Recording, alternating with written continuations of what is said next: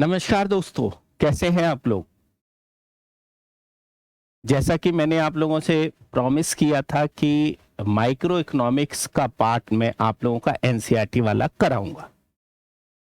तो इसकी शुरुआत मैंने ये कहा था कि मई में करूंगा, लेकिन मुझे लगा कि अभी से कर देते हैं, एक एक क्लास दो दो क्लास देते रहेंगे हफ्ते में, जिससे आपका एनसीईआरटी वाला पार्ट भी कवर हो जाए। छोटी छोटी वीडियो बनाऊंगा, बहुत बड़ी वीडियो नहीं बनाऊंगा, इसलिए क्योंकि आप बोर ना हो, और दूसरा क्या है कि पढ़ने में भी आपको दिलचस्पी रहे कि हाँ ठीक है, समझ में आ रहा है। देखो, एनसीईआरटी की भूमिका तो आपको पता है कि बहुत ज्यादा है। परीक्षा के हिसाब से आप ये मान लीजिए कि एनसीईआरटी अगर आप पढ़कर जाते हैं तो बहुत अच्छा है। लेकिन एनसीईआरटी का दो पार्ट है, एक माइक्रो इकोनॉमिक्स और मैक्रो इकोनॉमिक्स। मैक्रो इकोनॉमिक्स तो हम लोग बहुत पढ़ते हैं, माइक्रो इकोनॉमिक्स जो है उसको नहीं पढ़ते। और जब परीक्षा में प्रश्न आते हैं, चाहे यूपीएससी हो, चाहे बीपीएससी हो, चाहे यूपीपीसीएस हो, या अन्य किसी स्टेट के प्रश्न जब देखते हैं हम, तो माइक्रो इकोनॉमिक्स के जो प्रश्न है वो बच्चा नहीं कर पाता है। और बच्चों का एक बेसिक भी कंप्लीट नहीं होता है, क्योंकि माइक्रो इकोनॉमिक्स उनका कमजोर रहता है। मैंने सोचा यार क्यों ना इसकी भी शुरुआत की जाए, बेस मजबूत किया जाए। 10 से 12 क्वेश्चंस जो है वो आप इजिली कर पाए, और वो संभव हो पाएगा जब आप माइक्रो इकोनॉमिक्स को पढ़ेंगे। शुरुआत कर रहा हूं आज के से ही। लेकिन एनसीईआरटी संपूर्ण समाधान नहीं दे रही थी। जब मैंने ये प्लानिंग की तो फिर मुझे लगा एनसीईआरटी का सब्स्टिट्यूट क्या, एनसीईआरटी का सब्स्टिट्यूट क्या हो सकता है। माइक्रो इकोनॉमिक्स आपको एक लेवल तक ले जाए जिससे आपके क्वेश्चंस बन सकें।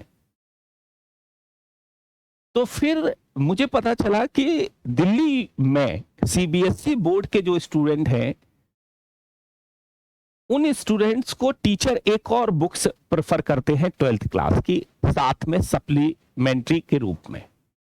सप्लीमेंट्री के रूप में इस तरह से आप समझ सकते हो क्या, कि उन बच्चों से कहा जाता है कि आपको उस राइटर की किताब खरीदनी है। जैसे मैथ में क्या होता है, आर डी शर्मा बड़ी डिमांड होती है 10th क्लास के बच्चों के लिए, उसी तरह से 12th क्लास के जो इकोनॉमिक्स वाले बच्चे हैं उनसे कहा जाता है ये किताब खरीद लो, जिससे आपके क्वेश्चंस बनने लगे। मैंने कहा उसी किताब को लेकर चलते हैं बेस के रूप में, जो एनसीईआरटी को भी कवर कर देगी और एनसीईआरटी के अलावा अन्य बातों को भी कवर कर देंगी। मतलब एक तरह से एनसीईआरटी को अपनी भाषा में लिखा है इन्होंने, और बहुत ही अच्छे ढंग से, अगर बड़े स्तर पर जहां जरूरत हुई तो उसको भी समझाया इन्होंने। मैंने कहा उसी किताब को कवर करेंगे, और वो किताब आप देख सकते हैं, ये वाली किताब है व्यष्टि अर्थशास्त्र। और ये व्यष्टि अर्थशास्त्र नाम की जो किताब माइक्रो इकोनॉमिक्स की, ये लिखी है टी आर जैन ने और बी के ओहरी ने। इस किताब को हम लोग लेकर चलेंगे, आप बस समझते चलिएगा। इस किताब का क्रक्स मैं निकालूंगा, ठीक है, और मैं निकालने के बाद आपको समझाऊंगा कि ये किताब क्या कहती है, इस किताब का चैप्टर। अगर आप किताब खरीदना चाहे तो खरीद लीजिएगा, आपको जो मैं बोल रहा हूं वही चीजें आप इस किताब में देखेंगे, ठीक है। किताब का पीडीएफ नहीं लगाऊंगा। पीडीएफ इसलिए नहीं लगाऊंगा क्योंकि पीडीएफ में लाइन बाय लाइन में पढ़ सकता हूं, सारी चीजें हैं, लेकिन समझा नहीं सकता, फिर बड़ा मुश्किल हो जाएगा। इसलिए समझाने के लिए मुझे क्या है कि थोड़ा सा इसका सहारा लेते हुए, एनसीईआरटी का सहारा लेते हुए समझाने का प्रयास करना। प्रत्येक एग्जाम हो, आप ये मान लो कि एक दो क्वेश्चंस तो माइक्रो इकोनॉमिक्स के रह ही जाते हैं, जो हमारे सॉल्व नहीं होते हैं, खासतौर से जो नॉन बैकग्राउंड के बच्चे हैं इकोनॉमिक्स के। इनका शुरुआत की जाए। अब इसका एक पहला चैप्टर जो है वो आप देख रहे होंगे, अर्थशास्त्र एवं अर्थव्यवस्था। यहीं से शुरुआत कर देंगे हम, ठीक है, यहीं से हम इसकी शुरुआत करेंगे। तो टॉपिक का नाम होगा क्या,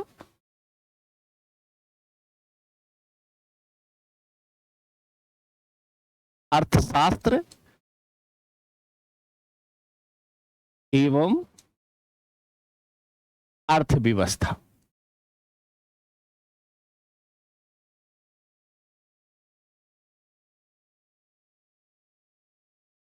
यही इस टॉपिक का नाम होगा।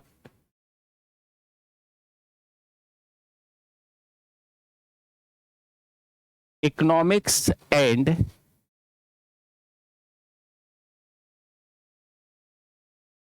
इकोनॉमी।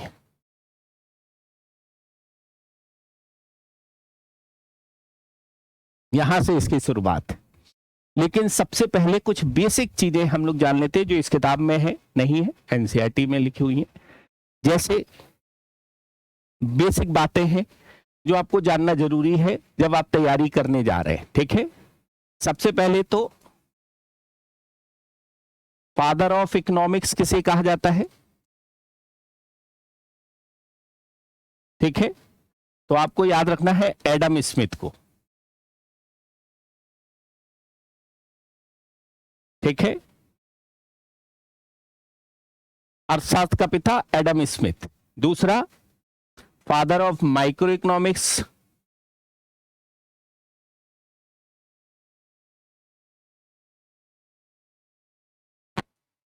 ये कहा जाता है एडम स्मिथ को ही।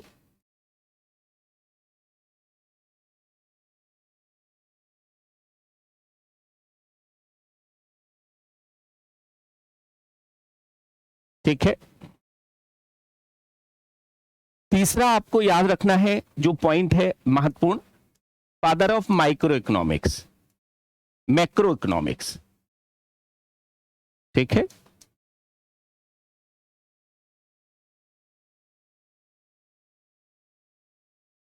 जेएम कीन्स है,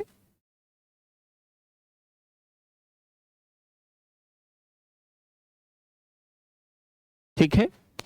और चौथा पॉइंट आप याद रखेंगे जो सबसे महत्वपूर्ण पॉइंट है कि माइक्रो और मैक्रो के रूप में किसने डिवाइड किया है। माइक्रो के रूप में और मैक्रो के रूप में अर्थशास्त्र को दो भागों में बांटा है।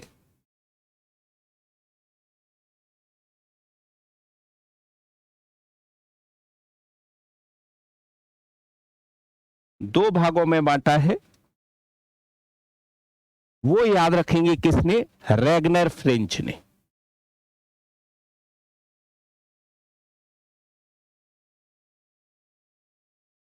ठीक है। तो एक तो क्या हो गया कि रैगनर फ्रेंच के रूप में ये निकल कर आते हैं। दूसरा आपको याद रखना है क्या, एडम स्मिथ के रूप में निकल कर आते हैं। तीसरा आपको याद रखना है जेएम कीन्स के रूप में निकल कर आते हैं। जो मेन आपके थोड़े थोड़े से पॉइंट है, माइक्रो का मतलब है व्यष्टि अर्थशास्त्र,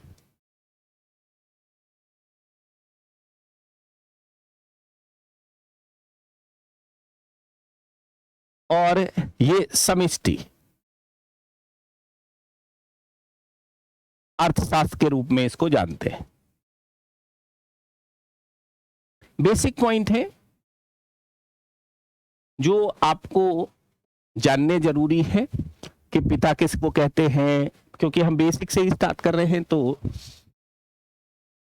अगर आप इनको नहीं जानेंगे तो कहीं ना कहीं जब आपसे पूछा जाएगा अच्छा इकोनॉमिक्स बहुत अच्छा है तो पिता किसे कहते हैं, बहुत से होते हैं ना चुलबुले वाले लोग, या बहुत पहले एसएससी वगैरह के एग्जाम में, छोटे एग्जाम में ये तरह के प्रश्न रहते थे, तो इसलिए जानना बहुत जरूरी हो जाता है। ठीक है, ये तो हो गया बेसिक स्ट्रक्चर। अब बेसिक स्ट्रक्चर के बाद में यहां पर सबसे पहले समझाया गया है कि व्हाट इज इकोनॉमिक्स, अर्थशास्त्र क्या है। पहला चैप्टर इसमें क्या है, अर्थशास्त्र क्या है।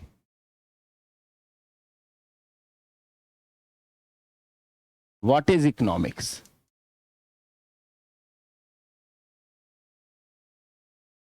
तो अब इसकी शुरुआत कैसे की गई है, इसमें किस प्रकार से की गई है इसकी शुरुआत। तो इसकी शुरुआत की गई है दोस्तों इस प्रकार से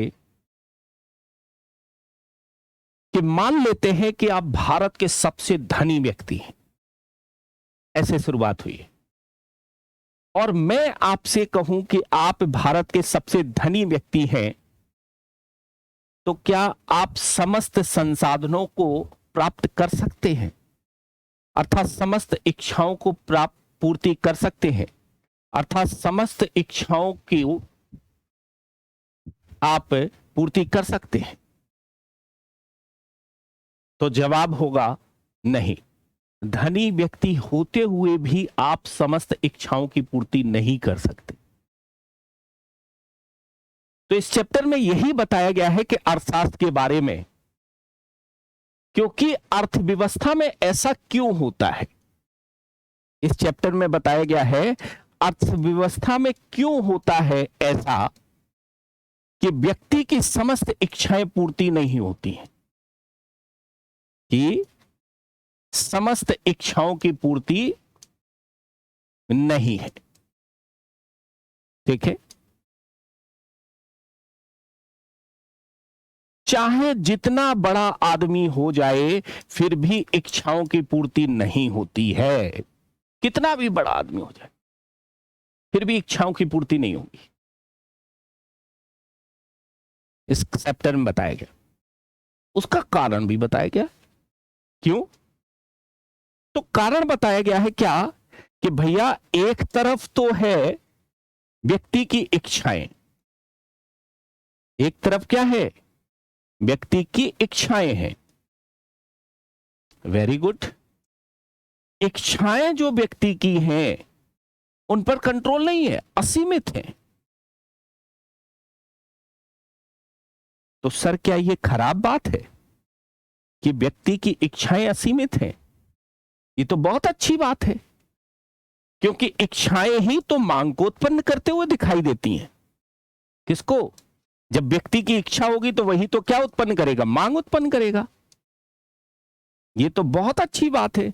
मांग उत्पन्न करेगा तो वस्तुएं बनेंगी, वस्तुएं बनेंगी तो फिर जाहिर सी बात है अर्थव्यवस्था ग्रोथ करेगी। इच्छाएं तो अनंत होनी जरूरी है अर्थव्यवस्था के लिए, इसमें बुरा क्या है? तो किताब में लिखा हुआ है क्या कि यहां बुराई नहीं,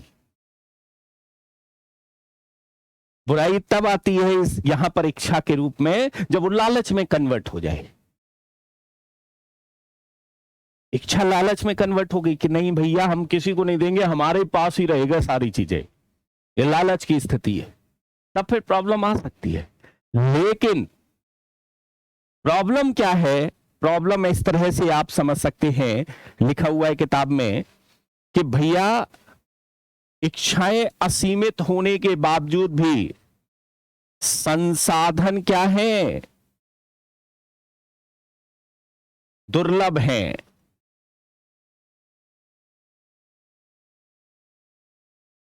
संसाधन क्या है, दुर्लभ हैं, सीमित हैं।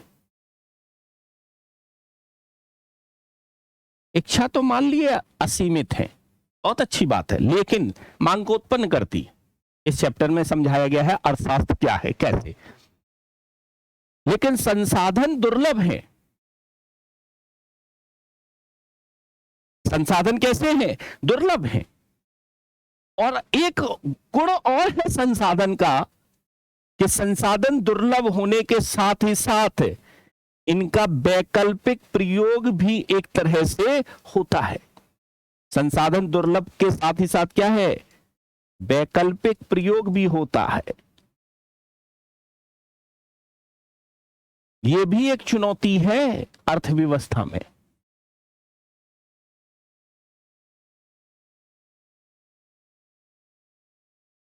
यह भी एक चुनौती है कि संसाधन, एक दूसरा गुण कौन सा है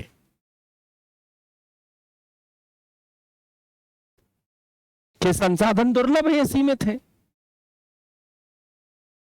और दूसरा वैकल्पिक प्रयोग। दूसरा वैकल्पिक प्रयोग कैसे, मतलब सर? तो इस चैप्टर में लिखा है, देखो समझो। इस चैप्टर में लिखा हुआ है, देखो समझो। ठीक है, संसाधन सीमित,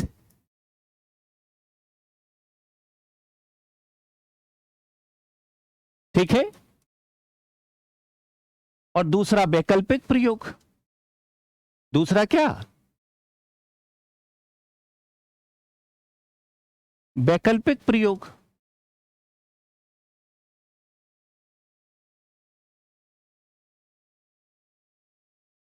संसाधन सीमित है तो क्या ये कैसे प्रॉब्लम क्रिएट करेगा? ये प्रॉब्लम क्रिएट करेगा जब संसाधन सीमित होंगे तो सार्वभौमिक समस्या को जन्म देगा। कौन सी समस्या? सार्वभौमिक समस्या के रूप में निकल कर आया है। संसाधन सीमित यूनिवर्सल प्रॉब्लम है।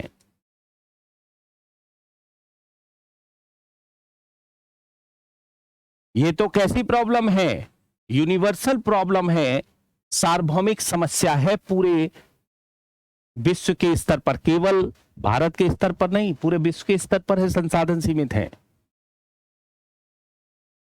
और ये इच्छाओं की पूर्ति नहीं कर सकता है। ये बता रहा है क्या? कि ये संपूर्ण इच्छा की पूर्ति करने में असफल है। कि पूर्ति करने में असफल है।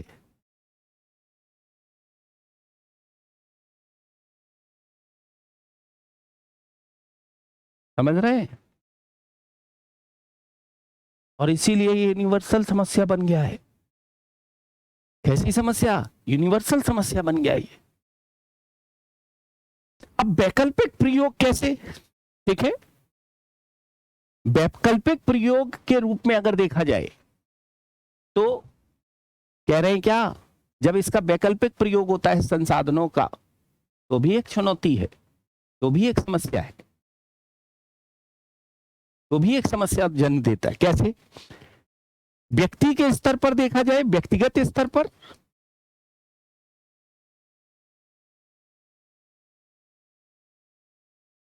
ठीक है, और देश के स्तर पर।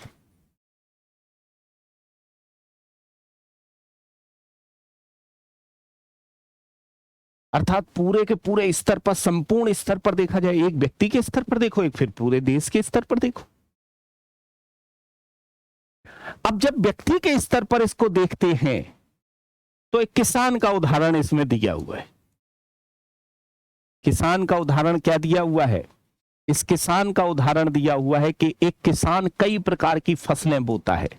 वे गेहूं भी बोता है, वो चावल भी बोता है, वो एक तरह से क्या है, दाल भी उगाता है, कई प्रयोग करता है। उस भूमि जो संसाधन के रूप में है अर्थव्यवस्था में, उसमें गेहूं, चावल, दाल, इन सब को उगाने का कार्य करती है। और देश के स्तर पर देखा जाए तो सरकार के माध्यम से रैन बसेरा बनाने का काम किया जाता है।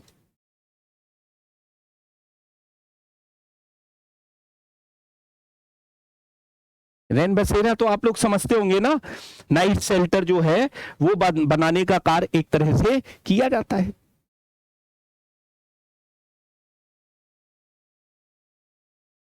ये भी एक समस्या उत्पन्न कर रहा है। ये कैसी समस्या उत्पन्न कर रहा है? ये समस्या उत्पन्न कर रहा है अटल समस्या।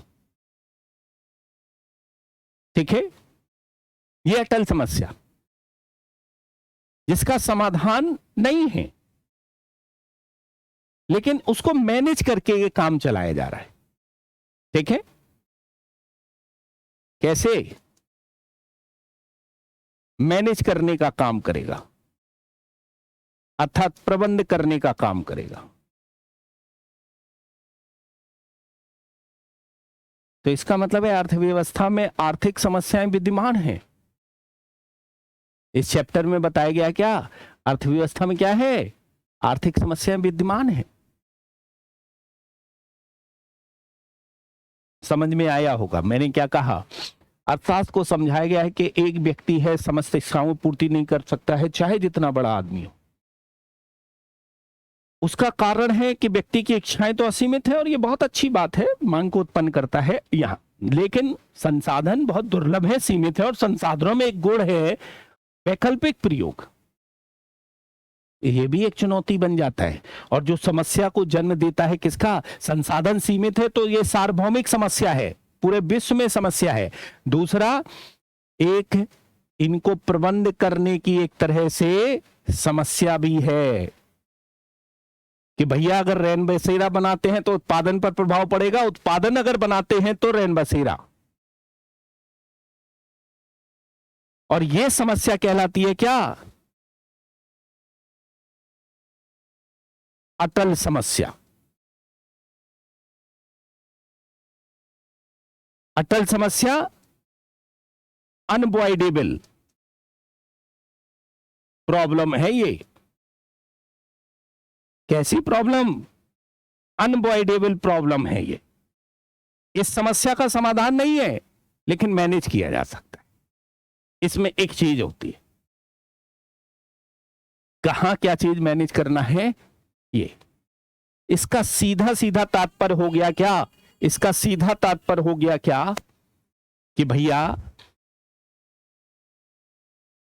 ये समस्याएं जो जन्म ले रही हैं आपकी अर्थव्यवस्था में, इसका सीधा तात्पर्य है ये समस्याएं जो जन्म ले रही हैं आपकी अर्थव्यवस्था में, उससे आर्थिक समस्याएं उत्पन्न होते हुए अर्थव्यवस्था में दिखाई दे रही।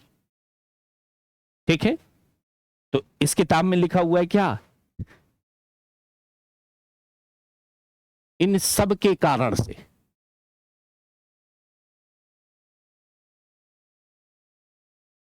से आर्थिक समस्या का जन्म। कौन सी समस्या,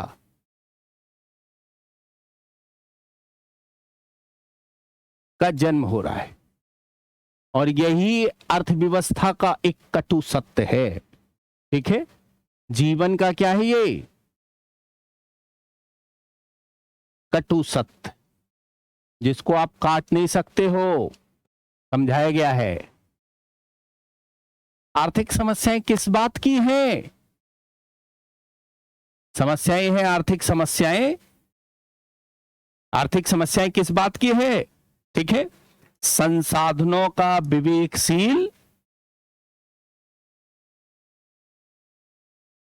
विवेकशील प्रबंधन।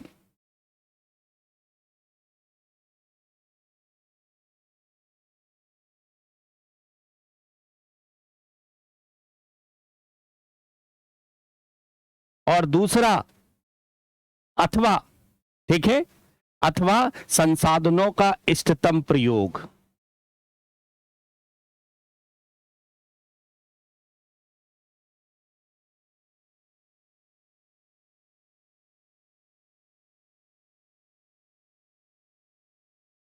और दूसरा यहां पर चुनौती बनी हुई है, ठीक है, संसाधनों के आवंटन की समस्या। ये आवंटन की समस्या अर्थात चयन की समस्या।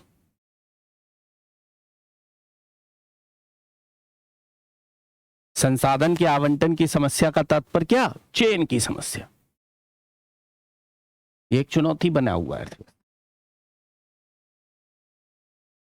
और जब चुनौती बना हुआ है तो इस चुनौती का समाधान करने का प्रयास किया जाता है अर्थशास्त्र में, ये इसमें समझाया।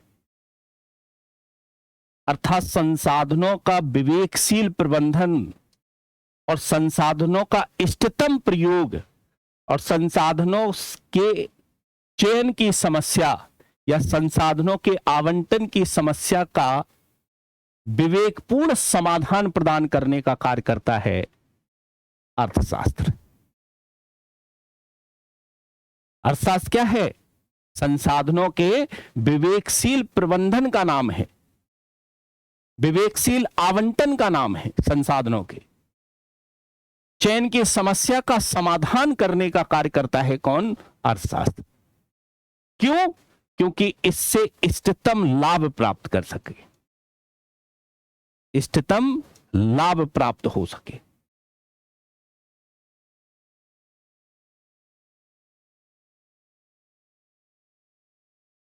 ठीक है, आ गया होगा आपको समझ में। अगर अब आपसे पूछा जाए कि भैया अर्थशास्त्र क्या है, कहेंगे क्या कि अर्थशास्त्र वास्तव में क्या है? संसाधनों का विवेकशील प्रबंधन, संसाधनों का इष्टतम प्रयोग या संसाधनों का आवंटन या चयन की समस्या का समाधान करना अर्थशास्त्र कहलाता है। और इससे व्यक्ति को इष्टतम या संसाधनों का इष्टतम लाभ प्राप्त हो सके, अर्थशास्त्र के अंतर्गत अध्ययन किया जाता है। ठीक है, तो आप कहोगे क्या?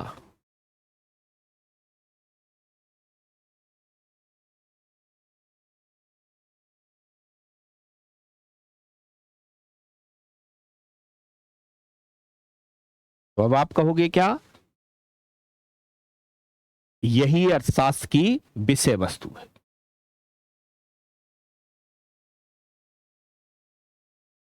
इसी पर अर्थशास्त्र टिका हुआ है।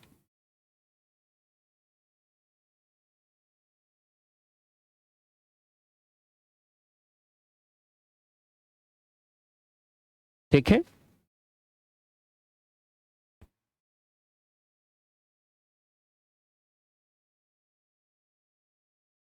अर्थशास्त्र के माध्यम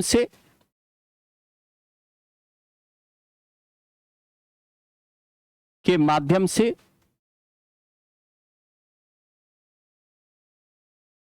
संसाधनों का उचित आवंटन,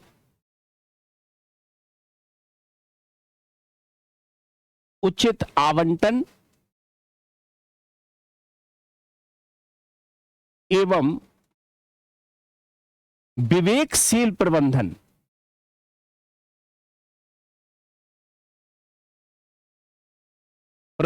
का अध्ययन किया जाता है।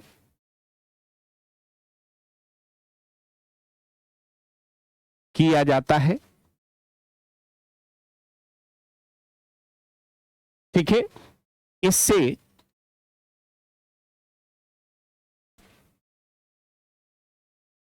इष्टतम लाभ, जिससे इष्टतम लाभ प्राप्त हो सके,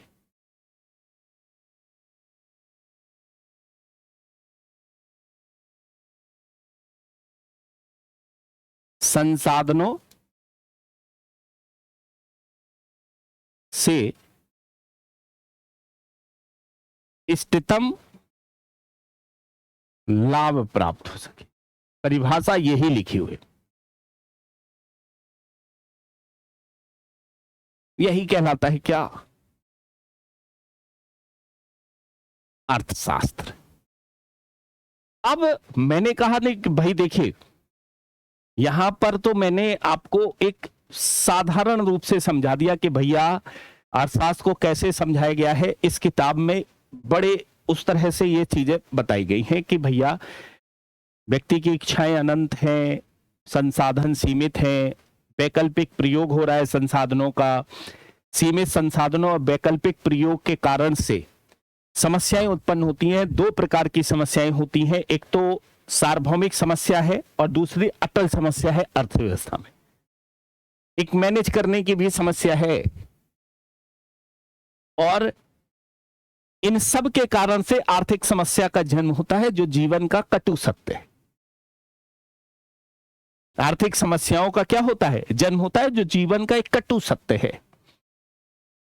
और कटु सत्य का समाधान कैसे हो सकता है? कि संसाधनों का विवेकशील प्रबंधन किया जाए, संसाधनों का इष्टतम प्रयोग किया जाए और संसाधनों के आवंटन अर्थात चयन की समस्या का समाधान किया जाए, जिससे इष्टतम लाभ प्राप्त हो सके।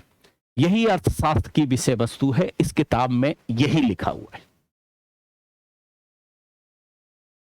ठीक है, और फिर उन्होंने परिभाषा के रूप में क्या लिख दिया है? अर्थशास्त्र क्या है? संसाधनों के माध्यम, अर्थशास्त्र के माध्यम से संसाधनों का उचित आवंटन और विवेकशील प्रबंधन का अध्ययन किया जाता है, जिससे संसाधनों से इष्टतम लाभ प्राप्त हो सके, अर्थशास्त्र की परिभाषा इन्होंने ये लिखी है।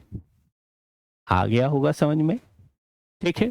अब फिर आगे लिख रहे हैं क्या कि अर्थशास्त्र को दो भागों में बांट दिया, एक व्यक्तिगत स्तर पर बांट दिया और एक मैंने बांट दिया अर्थशास्त्र को क्या, समूह के रूप में, अर्थात संपूर्ण देश के स्तर पर। मैंने कैसे बांट दिया, एक व्यक्तिगत स्तर पर बांट दिया अर्थशास्त्र को, ठीक है, और दूसरा एक तरह से कैसे बांट दिया, संपूर्ण रूप से इसको बांट दिया, ठीक है, संपूर्ण रूप से इसको बांट दिया। अब देखो कैसे समझना, ठीक है। कह रहे हैं कि अर्थशास्त्र को दो भागों में बांटकर अध्ययन करते हैं, क्योंकि समस्याएं दो अलग अलग स्तर पर है ना, को दो भागों में बांटकर अध्ययन करते हैं, ठीक है। एक भाग में बांटते हैं क्या, व्यक्तिगत स्तर पर,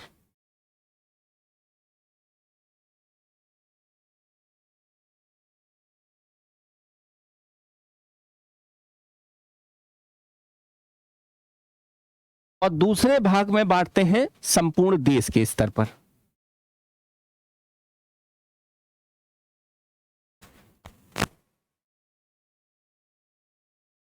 के स्तर पर, ठीक है, दो भागों में इसको हम बांट रहे हैं। इस किताब में यही लिखा हुआ है, ठीक है। जब आप किताब पढ़ेंगे तो आपको लगेगा अरे सर तो एक तरह से वो लाइन बदलते जा रहे हैं, यही तो लिखा हुआ है जो सर समझा रहे, ठीक है। अब व्यक्तिगत स्तर पर ही जो बांटा गया है इसी को कहते हैं व्यष्टि अर्थशास्त्र। क्या कहते हैं, व्यष्टि अर्थशास्त्र, अर्थात माइक्रो इकोनॉमिक्स, माइक्रो इकोनॉमिक्स कहते हैं, ठीक है। संपूर्ण देश के स्तर पर बांटा गया है तो इसको कहते हैं क्या, समष्टि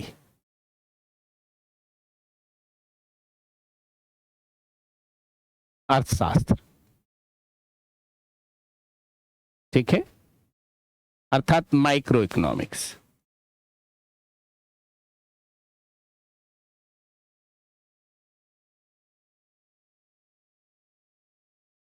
बहुत बड़ी बड़ी हम वीडियो नहीं बनाएंगे, आपको हम बता दें, ठीक है। फिर अब आप सोच रहे होंगे कि इसको बांटा किसने है, तो मैंने आपको एक नाम बताया था कि इन दोनों को समष्टि और व्यष्टि में बांटने का काम किया है किसने, रैगनर फ्रेंच ने।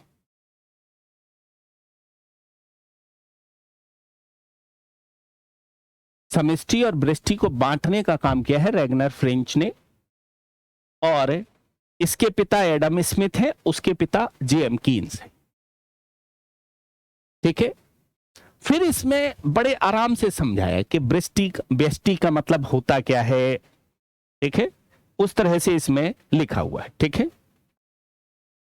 तो इसमें लिखा हुआ है क्या, व्यष्टि अर्थशास्त्र के बारे में कैसे लिखा हुआ है समझिएगा। माइक्रो इकोनॉमिक्स,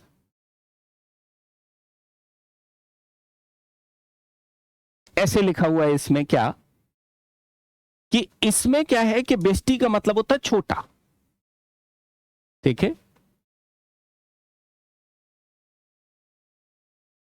का अर्थ है छोटा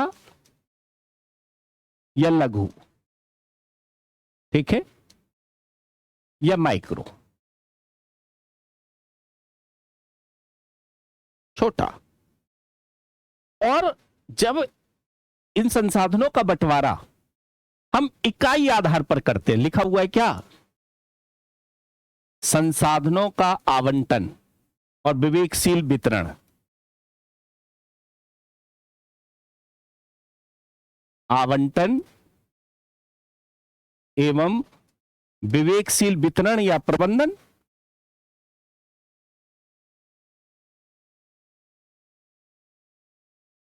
प्रबंधन, इकाई आधार पर करते। कैसे करते हैं? इकाई आधार पर करते हैं।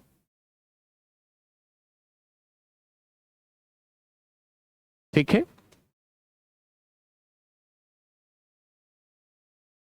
तो अब जब इकाई आधार पर करते हैं प्रबंधन, तो वही कहलाता है माइक्रो इकोनॉमी।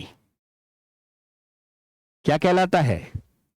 माइक्रो इकोनॉमिक्स कहलाता है। इस किताब में लिखा हुआ है, समझ में आ गया होगा। कैसे? संसाधनों का आवंटन या चयन की समस्या का समाधान या विवेकशील प्रबंधन जब इकाई आधार पर करते हैं, एक आधार पर करते हैं। कैसे इकाई आधार पर? थोड़ा सा एग्जाम्पल देकर समझाओ। तो इसमें एग्जाम्पल ऐसे दिया हुआ है कि जैसे अर्थव्यवस्था में, ठीक है, एक व्यक्तिगत उपभोक्ता को ले लेते हैं। किसको ले लिया? एक व्यक्तिगत उपभोक्ता को ले लेते हैं, ठीक है। उसको संसाधनों का आवंटन और विवेकशील प्रबंधन उसके आधार पर किया जाए, या एक व्यक्तिगत फर्म को ले लेते हैं जो उत्पादक करने वाली है, जो उत्पादन करने वाली है, ठीक है, या एक बाजार को ले लेते हैं। बहुत से बाजार नहीं, एक बाजार को, ठीक है, एक व्यक्तिगत बाजार को उठा लेते हैं।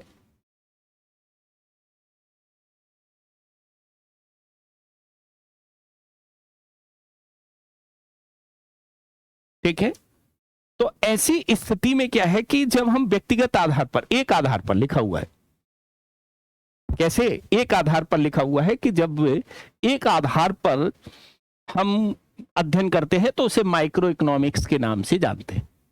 एक बाजार, एक उत्पादक, एक तरह से क्या है,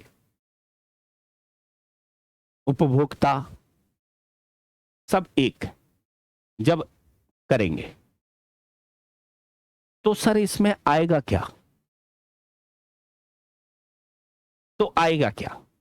तो इसमें जब आएगा कैसे, ठीक है, तो इसमें क्या पढ़ेंगे हम लोग? इसमें अध्ययन किया जाएगा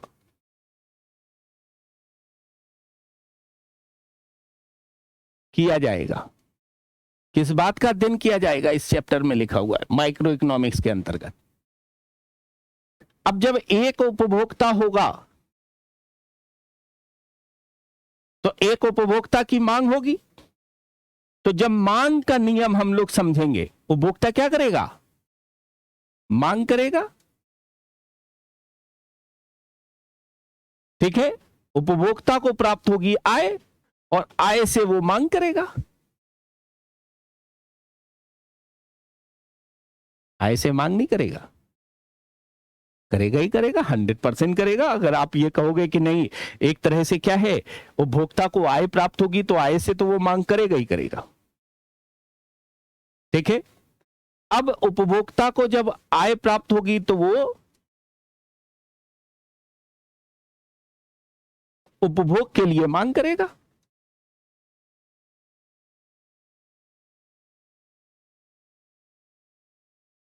तो जब मांग करेगा तो उसे संसाधन मिलने चाहिए, तो इसमें हम लोग एक तरह से जब अध्ययन करने की बात आएगी तो इसमें अध्ययन करते हैं किसका? मांग के नियम का। कैसे? मांग के नियम का। एक तरह से मांग का नियम क्या हो गया? ये मांग का नियम निकल कर आएगा इस उपभोक्ता के व्यवहार से,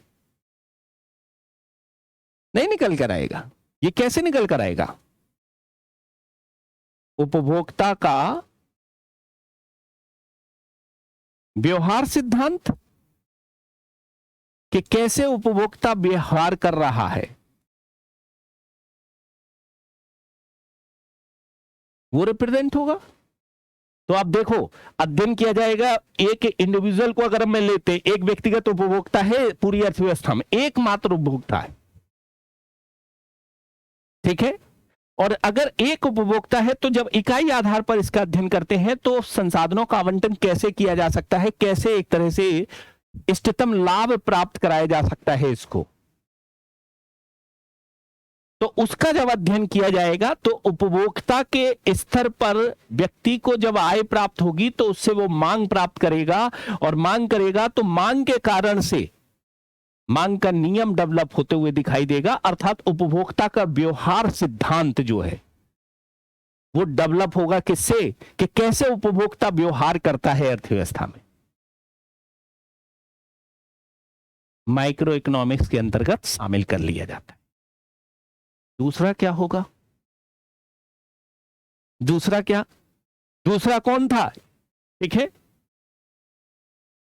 व्यक्तिगत फर्म।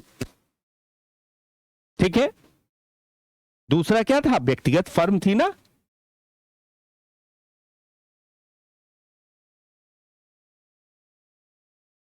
अब ये फर्म क्या करेगी?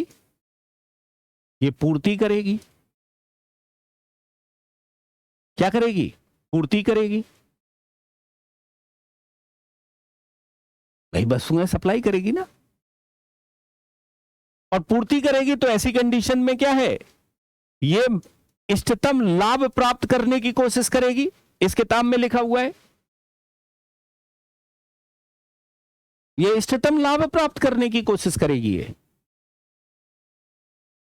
जब इष्टतम लाभ प्राप्त करने की ये कोशिश करेगा तो ऐसी स्थिति में जाहिर सी बात है क्या, अरे आवाज जा रही होगी आज बीच बीच में, हमें लगता है ये बाहर नहीं लगाया था, चली जाती है जब कभी कभी, कोई बात नहीं, देख लेंगे हम लोग।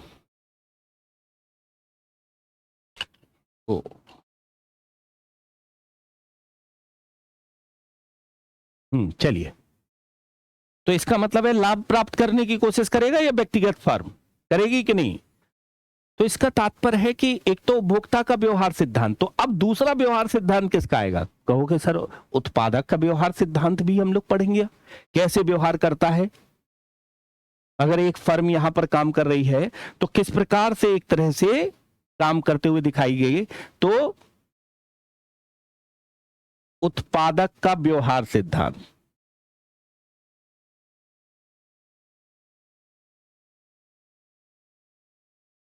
तो आप माइक्रो इकोनॉमिक्स में क्या पढ़ेंगे? उपभोक्ता का व्यवहार सिद्धांत और फिर उत्पादक का व्यवहार सिद्धांत का अध्ययन आप करेंगे, याद रखेंगे दोस्तों। ठीक है, अगर आपसे क्वेश्चन पूछता है क्या, कि क्वेश्चन पूछता है कि उत्पादक के व्यवहार सिद्धांत का अध्ययन किया जाएगा माइक्रो इकोनॉमिक्स में या मैक्रो में, तो आप कहोगे क्या, माइक्रो इकोनॉमिक्स में इसका अध्ययन किया जाएगा। अब ठीक है, यहां मांग, ठीक है, और यहां पूर्ति, तो तीसरा भी तो आएगा। अब एक व्यक्तिगत बाजार भी तो है अर्थव्यवस्था में। ठीक है, क्या है? एक व्यक्तिगत बाजार भी तो है।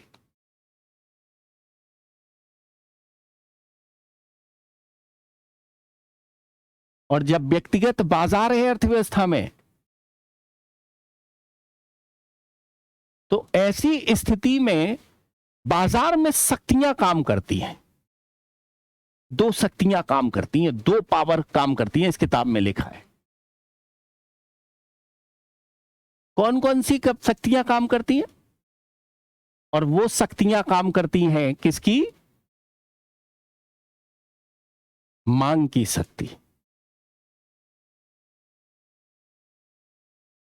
ठीक है, और पूर्ति की शक्ति।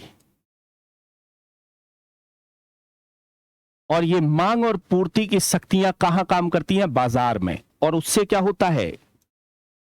कीमत का निर्धारण। जब मांग और पूर्ति की शक्तियां काम करती हैं तो होता है क्या? कीमत का निर्धारण होता है अर्थव्यवस्था में। अगर बाजार में जब पहुंच जाते हैं तो कीमत सिद्धांत जो थ्योरी है, थ्योरी ऑफ प्राइस, उसका भी अध्ययन किया जाता है। कहां पर? माइक्रो इकोनॉमिक्स में, जब व्यक्तिगत रूप से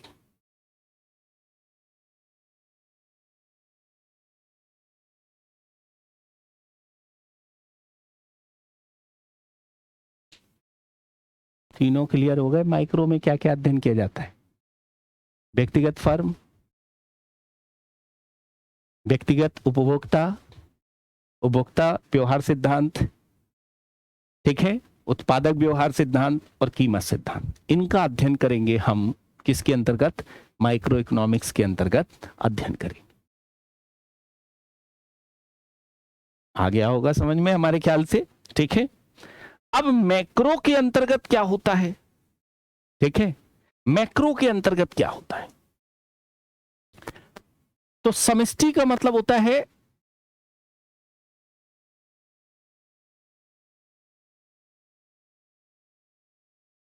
बड़ा।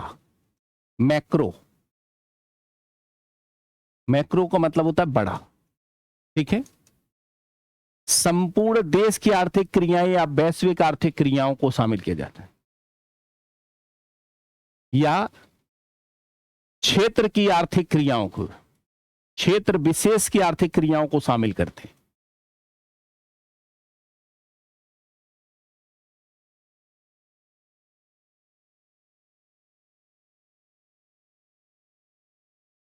आर्थिक क्रियाओं को शामिल करते हैं।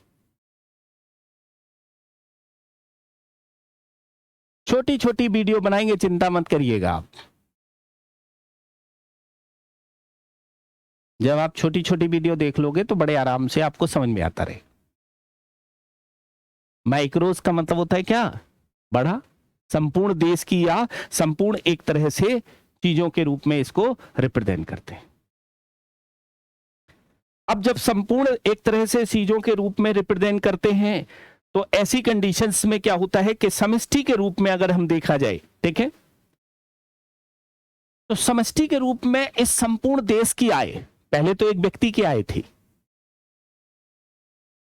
पहले क्या थी? माइक्रो में एक व्यक्ति की आय थी, माइक्रो में एक व्यक्ति की आय थी। अब किसकी आय हो गई?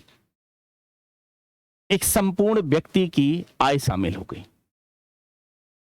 तो ऐसी कंडीशंस में संपूर्ण देश की आय,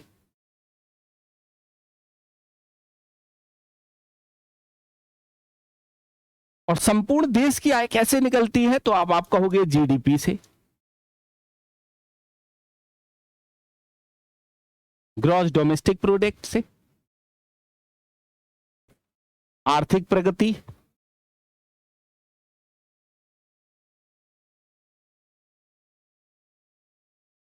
को दर्शाएगा। इसका मतलब है क्या? संपूर्ण देश की आय तभी प्राप्त होगी जब लोगों को रोजगार मिलेगा।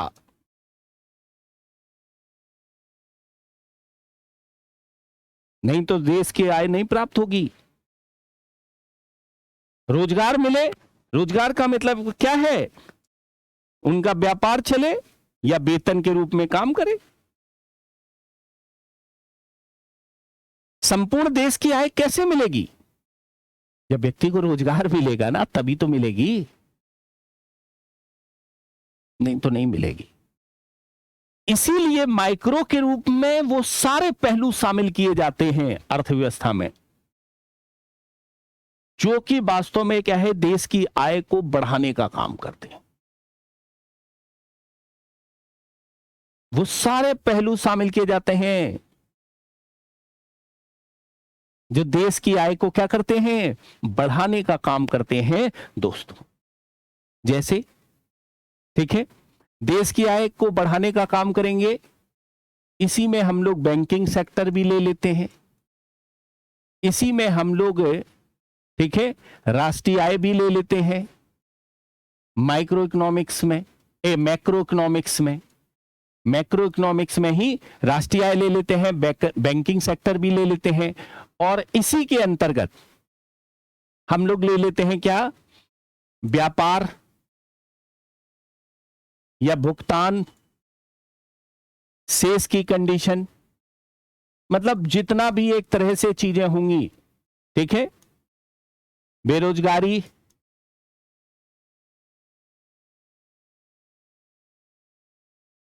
गरीबी जैसे मुद्दों को ले लेते हैं, ये सारे के सारे सेक्टर, क्योंकि संपूर्ण देश की आय से जुड़ा हुआ टॉपिक है ये।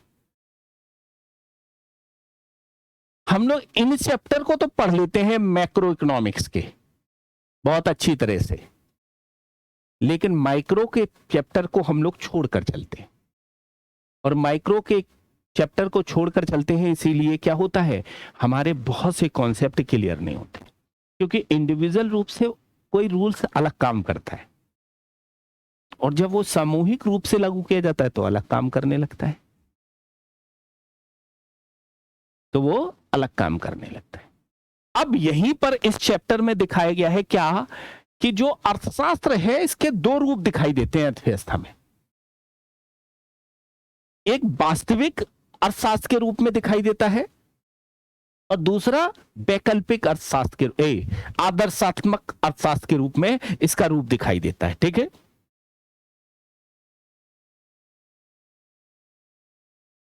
ठीक है। अर्थव्यवस्था में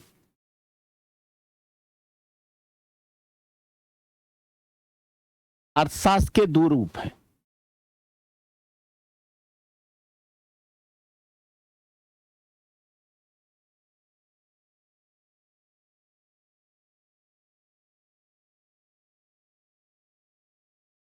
कैसे?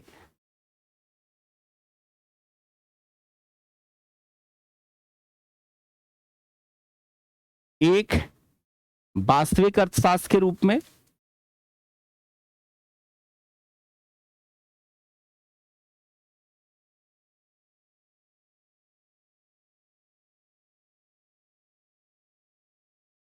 और दूसरा आदर्शात्मक अर्थशास्त्र के रूप में।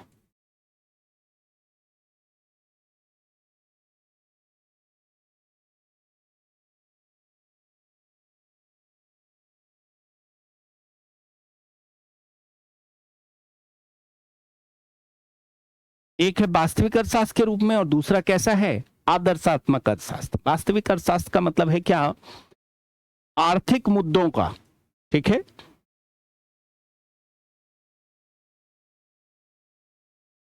जो आर्थिक मुद्दे हैं, ठीक है, भूत का, वर्तमान का और भविष्य का, तीनों, ठीक है, भविष्य के आंकड़ों को प्रदर्शित करता है।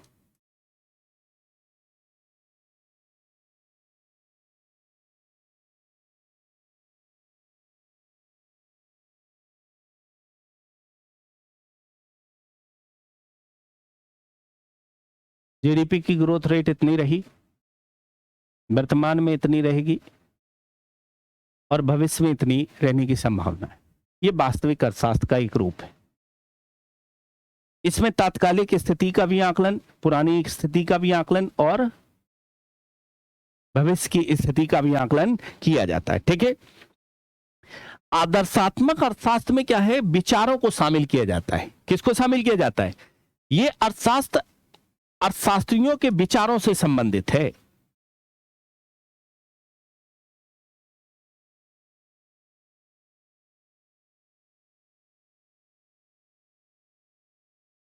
अर्थशास्त्रियों के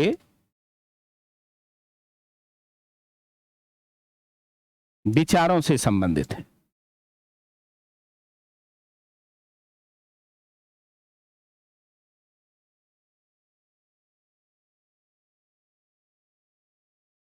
किससे संबंधित है, विचारों से संबंधित है। जैसे, ठीक है, मनरेगा एक दिन बेरोजगारी को समाप्त कर देगा।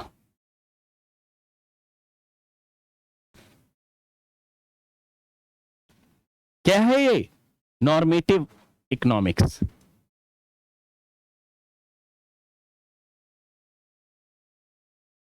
एग्जाम्पल दिया हुआ है यहां पर, क्या, मनरेगा एक दिन बेरोजगारी को समाप्त कर देगा।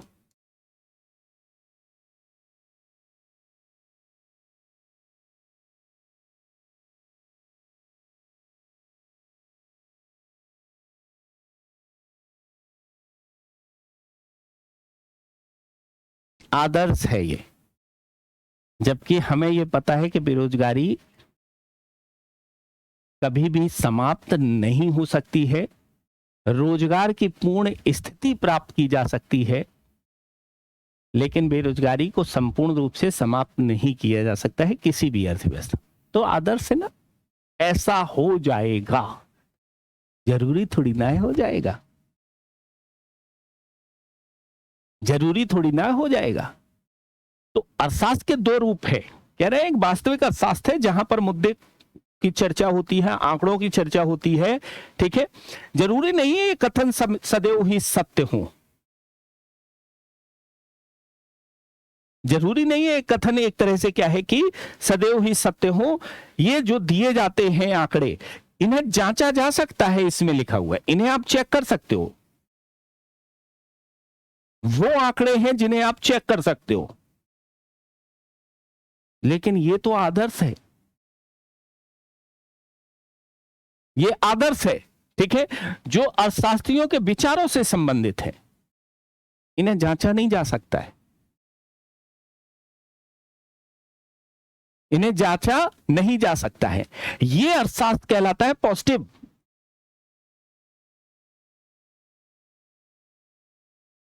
और ये नॉर्मेटिव अर्थशास्त्र के रूप में जानते हैं।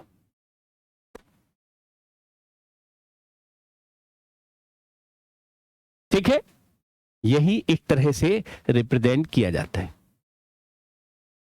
यही रिप्रेजेंट किया जाता है, इस तरह से चीजों को दर्शाया। आ गया होगा समझ में हमारे ख्याल से। देखें, इस किताब में एक ये चीज भी दी है स्टार्टिंग के रूप में कि आदर्शात्मक अर्थशास्त्र का मतलब क्या है और वास्तविक अर्थशास्त्र के रूप में रिप्रेजेंट किया। आर्थिक मुद्दों को भूत, भविष्य और इस तरह के आंकड़ों को प्रदर्शित किया जाता है वास्तविक अर्थशास्त्र में। आदर्शात्मक अर्थशास्त्र वो अर्थशास्त्र है जहां अर्थशास्त्रियों के विचारों से संबंधित होता है और मनरेगा जैसे एक दिन एग्जाम्पल के रूप में क्या खत्म कर देगा, बेरोजगारी को समाप्त कर देगा। ठीक है, अब इसमें अर्थव्यवस्था के बारे में भी बात की गई, ठीक है, और अर्थव्यवस्था के बारे में बात की गई है, तो ये कैसे समझा रहे हैं?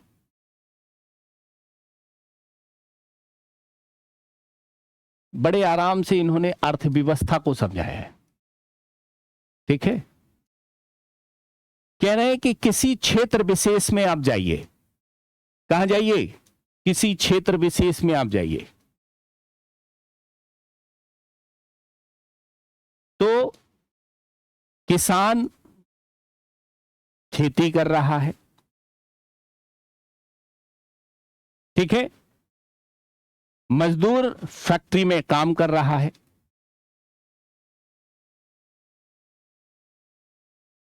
में कार्य कर रहा है,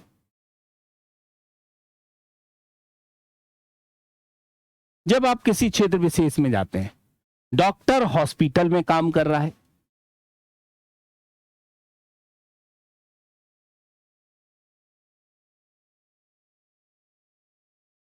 में काम कर रहा है, ठीक है। मतलब प्रत्येक व्यक्ति अपने कार्य को बखूबी इस क्षेत्र में संपन्न कर रहा है, ठीक है। अर्थव्यवस्था में, ठीक है, अर्थात क्षेत्र विशेष में कोई व्यक्ति, विशेष में कोई व्यक्ति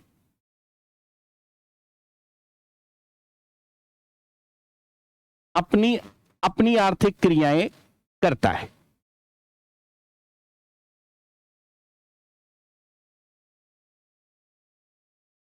ठीक है, क्रियाएं करता है। एक व्यक्ति है जो अपनी आर्थिक क्रियाएं संपन्न कर रहा है किसी क्षेत्र में, जैसे किसान खेती कर रहा है, मजदूर फैक्ट्री कर रहा है, ठीक है, फैक्ट्री में काम कर रहा है, डॉक्टर हॉस्पिटल में काम कर रहा है, प्रत्येक व्यक्ति एक तरह से क्या है कि इस तरह से रिप्रेजेंट कर रहा है, ठीक है। अब जब रिप्रेजेंट कर रहा है, इसका तात्पर्य यह हो गया कि आर्थिक क्रियाएं कर रहा है वो, ठीक है, अर्थात अपनी आजीविका को संपन्न कर रहा है। लिखा हुआ है अर्थव्यवस्था को समझाने के लिए, अपनी आजीविका को संपन्न कर रहा है।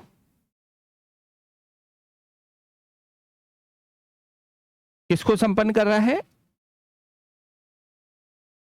अपनी आजीविका को संपन्न कर रहा है। क्षेत्र विशेष में कोई भी व्यक्ति है, एक्स वाई जेड, यहां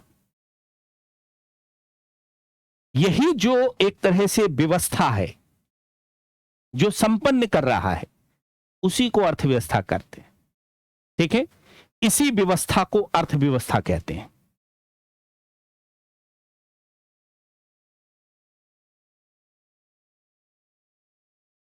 या सिस्टम को अर्थव्यवस्था कहते हैं। किसी क्षेत्र विशेष में अगर कोई व्यक्ति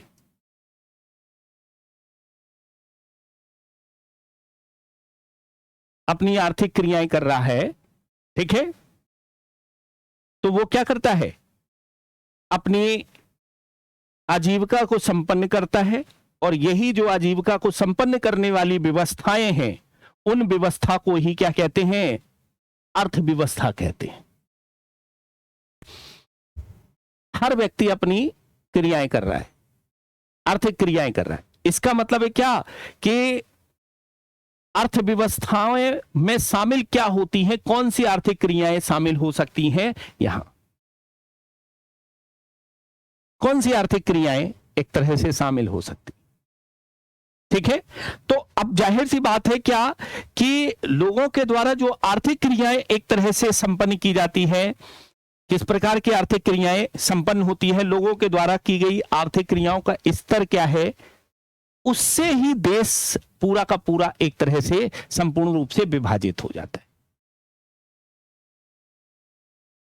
अर्थव्यवस्था समझ में आ गई होगी।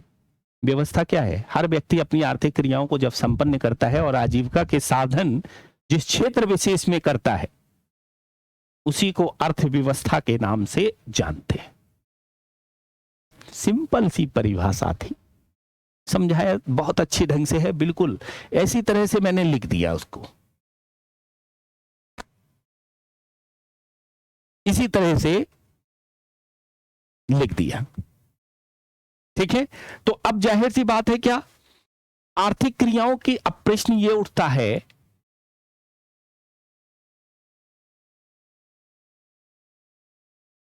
ठीक है, प्रश्न क्या उठ रहा है? प्रश्न ये उठ रहा है कि आर्थिक क्रियाएं जो संपन्न कर रहा है कोई व्यक्ति, एक्स वाई जेड, कोई भी एक तरह से आर्थिक क्रियाएं जब संपन्न कर रहा है, तो आर्थिक क्रियाओं की प्रकृति कैसी है? आर्थिक क्रियाओं की प्रकृति कैसी है?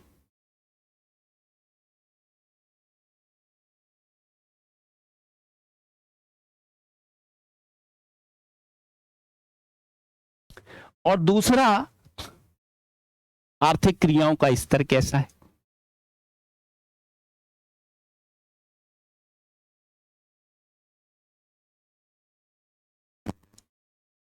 अगर वो आर्थिक क्रियाओं की प्रकृति कैसी है, उसकी कैसी वो आर्थिक क्रियाएं कर रहा है, खेती कर रहा है, वस्तुएं बना रहा है, मैन्युफैक्चरिंग कर रहा है, सर्विसेज कर रहा है, और आर्थिक क्रियाओं का स्तर कैसा है? बहुत ज्यादा इनकम जनरेट कर रहा है, बहुत ज्यादा रिच आदमी है वहां। आर्थिक क्रियाओं का स्तर का मतलब है आय का स्तर, बहुत ज्यादा बड़ा आदमी है वो वहां। तो इसी आधार पर अर्थव्यवस्थाओं को फिर कई भागों में बांट दिया गया, कई प्रकार की अर्थव्यवस्थाओं के रूप में बांट दिया है। कैसे? देखो समझाया गया है, अब देखना, समझिएगा, बड़े आराम से बहुत बारीकी से समझने की कोशिश करना। ठीक है, अर्थव्यवस्था के प्रकार को समझाया गया है।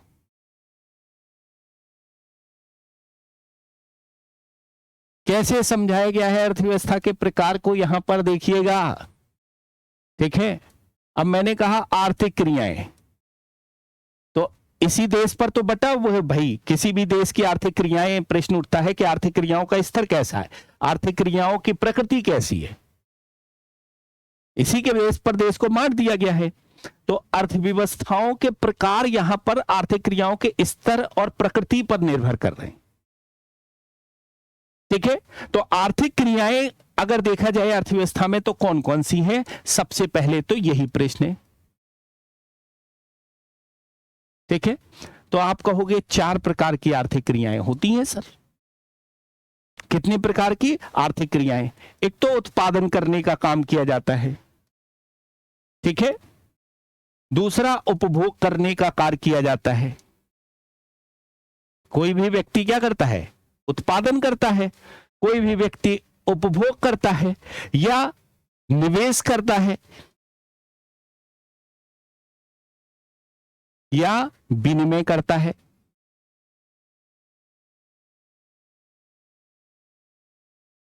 ठीक है, 4 प्रकार की आर्थिक क्रियाएं अर्थव्यवस्था में संपन्न होती हैं।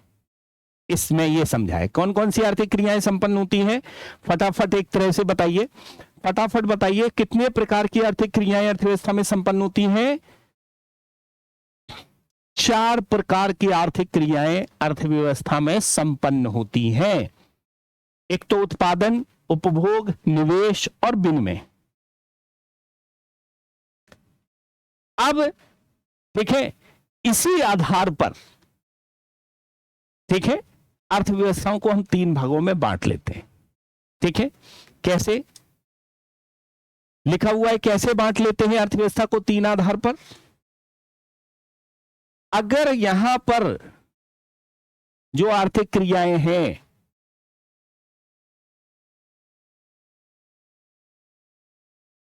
इन पर कोई नियंत्रण नहीं,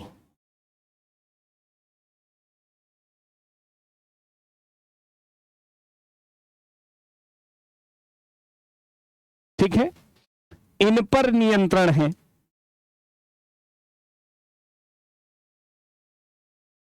और ठीक है नियंत्रण भी है और मुक्त भी है। ठीक है, नियंत्रण भी है और मुक्त भी है। ठीक है, कोई नियंत्रण नहीं अर्थात स्वतंत्र है, स्वतंत्र है अर्थात फ्री इकोनॉमी के रूप में जाने हैं। मुक्त अर्थव्यवस्था फ्री इकोनॉमी के रूप में रिप्रेजेंट होगा। ठीक है, और फ्री इकोनॉमी के रूप में रिप्रेजेंट होगा अर्थात ये इकोनॉमी कहलाएगी कौन सी? मार्केट इकोनॉमी के रूप में रिप्रेजेंट होगी। और इसी को हम लोग कहते हैं कैपिटलिज्म इकोनॉमी अर्थात पूंजीवादी अर्थव्यवस्था। आ गया होगा समझ में, पूंजीवादी अर्थव्यवस्था। जब हम उत्पादन पर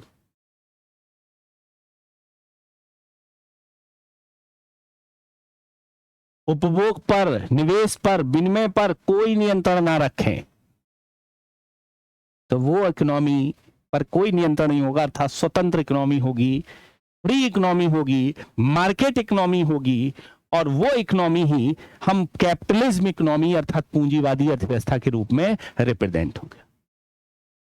नियंत्रण होगा, ठीक है, और जब नियंत्रण की बात आ गई यहां पर तो जाहिर सी बात है क्या? केंद्रीय नियंत्रण।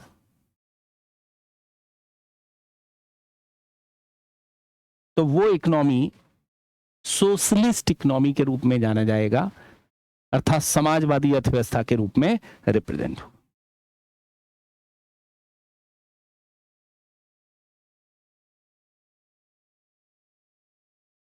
ठीक है, तो यही किताब में एक तरह से इसमें लिखा हुआ है, ठीक है।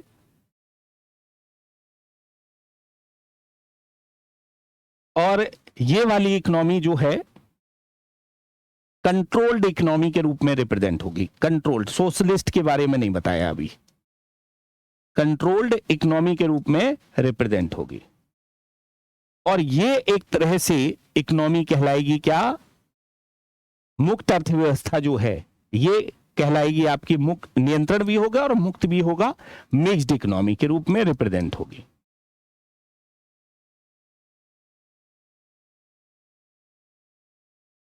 ठीक है, यहां भी पूंजीवाद को इन्होंने अभी नहीं दर्शाया है, बस केवल ये बताया कि कोई नियंत्रण नहीं होगा, फ्री इकोनॉमी कहलाएगी या मार्केट इकोनॉमी कहलाएगी। ठीक है, फ्री इकोनॉमी कहलाएगी या मार्केट इकोनॉमी के रूप में रिप्रेजेंट होगी। ठीक है, इसके आगे इन्होंने नहीं दिखाया है अभी, मुझे लग गया था इसलिए मैंने कहा कि किताब से देख लूं, कहीं ज्यादा तो नहीं हो रहा है। देखिए अब ज्ञान तो मेरे पास है ही, बह जाऊं पता चला किताब का जो चीजें हैं वो ऊपर निकल जाऊं, तो उसकी जरूरत है नहीं। हमारा केवल उद्देश्य है माइक्रो इकोनॉमी को समझाना, और तो चीजें हमने क्लास में समझाई हुई।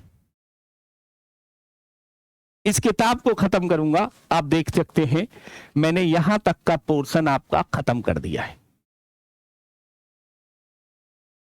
मैं किताब का पीडीएफ लगाकर भी खत्म कर सकता था, लेकिन नहीं, पीडीएफ में क्या होगा कि कोई मजा नहीं आएगा। समझाते हुए चीजों को हमें चलना है और लेकर चलना है। ठीक है, तो अब हमने क्या समझा यहां, ठीक है,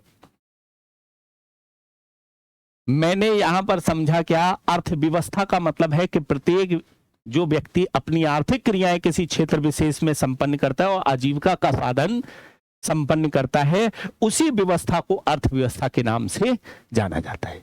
अपनी अपनी व्यवस्था में व्यक्ति लगे हुए हैं।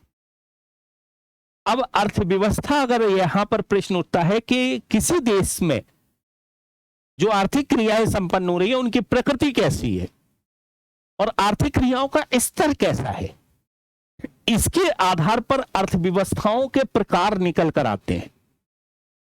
और आर्थिक क्रियाओं की अगर हम बात करें तो उत्पादन होता है, उपभोग होता है, निवेश होता है और विनिमय होता है। और जब निवेश विनिमय ये सब होता है, अगर कोई नियंत्रण नहीं है तो इस इकोनॉमी को फ्री इकोनॉमी या मार्केट इकोनॉमी कहते हैं। नियंत्रण है तो केंद्रीय नियंत्रण, कंट्रोल्ड इकोनॉमी कहते हैं। और मुक्त अर्थात मिक्स्ड इकोनॉमी तब कही जाती है जब नियंत्रण भी हो और हल्का सा कंट्रोल भी हो, दोनों चीजें एक तरह से चल रही है। वो इकोनॉमी एक तरह से क्या है कि